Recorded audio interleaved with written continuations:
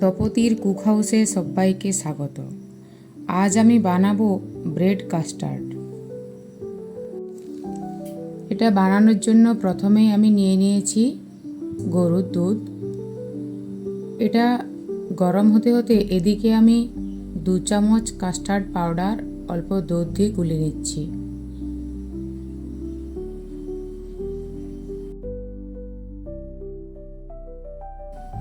এটা খুব ভালোভাবে মিশিয়ে নিচ্ছি।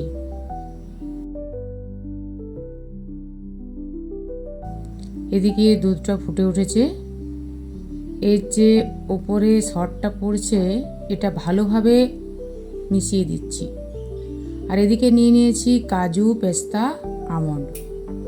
এগুলো ছোট ছোট খণ্ড করে কেটে নিচ্ছি।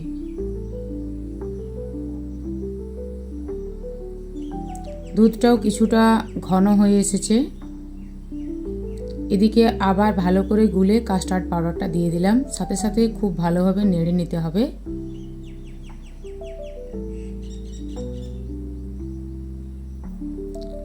খুব ভালোভাবে মিশিয়ে নেওয়ার পর আমি এখানে 4 চামচ মতো চিনি দিচ্ছি। আপনারা যেমন মিষ্টি পছন্দ করেন সেইভাবে চিনিটা দেবেন। আরও ভালোভাবে মিশিয়ে নিচ্ছি।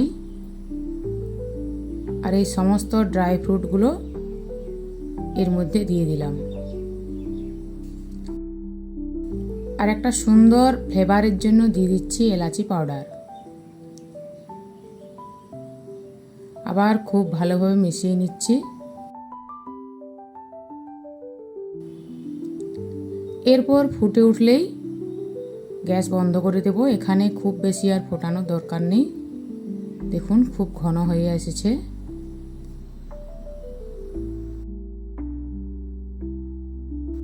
একটা পাত্রে আমি এটা ঢেলে নিলাম।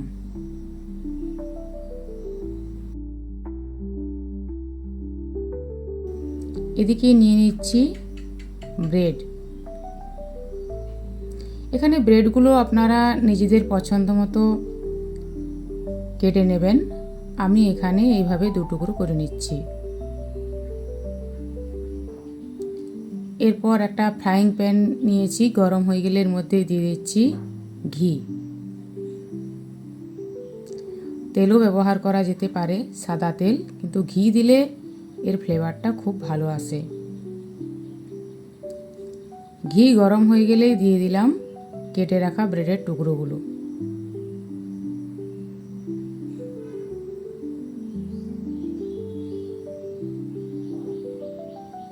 এগুলো উল্টে পাল্টে খুব ভালোভাবে ভেজে নিচ্ছি।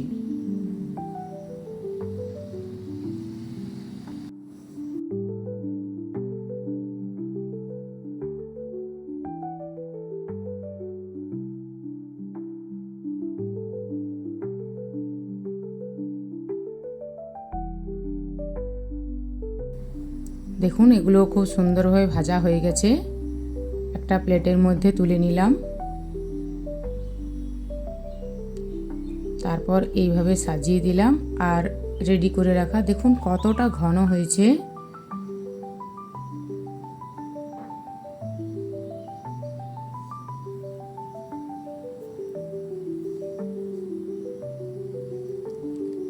এই দুধ কাস্টার্ডটা দিয়ে দিলাম।